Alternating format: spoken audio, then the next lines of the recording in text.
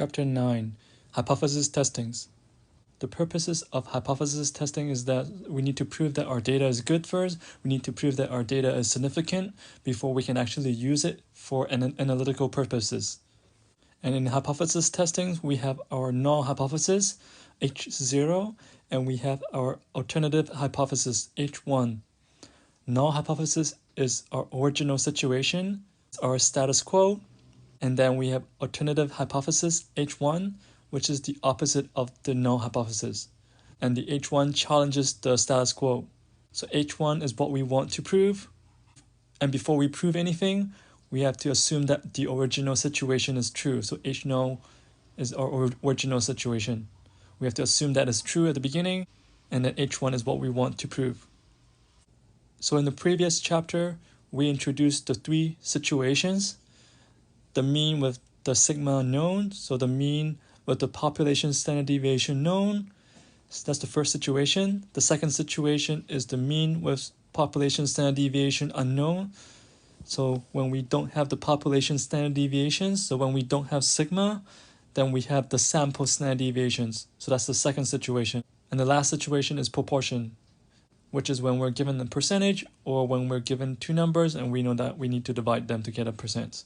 So those were the three situations that we went through in the previous chapter. And what is new about chapter 9 is that in addition to asking the question, which situation are you in? Now you need to ask one more question. So you need to ask two questions in total. First question is, which situation are you in? And the three situations are the mean with sigma known, the mean with sigma unknown, and proportion. Those are the three situations. And you need to identify which situation you're in. That's the first question that you need to ask.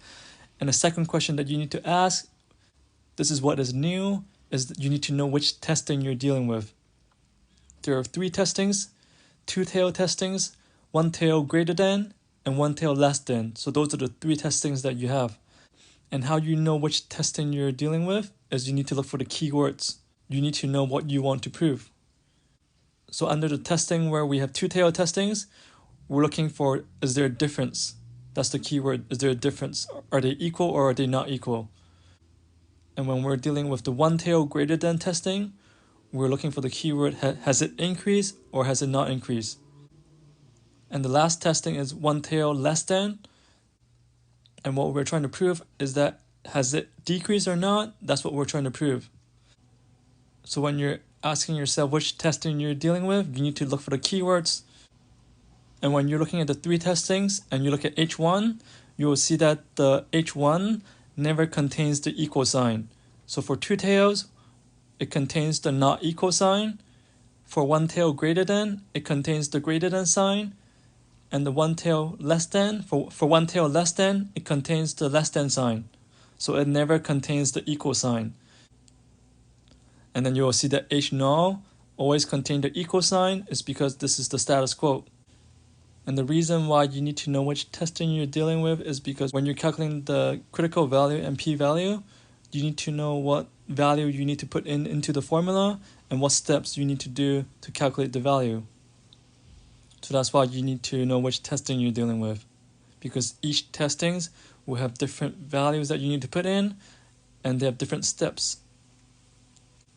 As for the first question, which situation you're in, the reason why you need to know which situation you're in is because you need to calculate the test statistics, you need to calculate the critical value, and you need to calculate the p-value when you're looking at hypothesis testings. And each of these situations will have different formulas to calculate the test statistics, critical value, and p-value. So that's why you need to know which situation you're in so that you can use the correct formula. So in summary, you have two questions that you need to ask. First question is which situation you're in. The reason you need to know which situation you're in is because you need to know which formula to use to calculate the test statistics, critical value, and p-value. And there are three situations and they all have different formulas.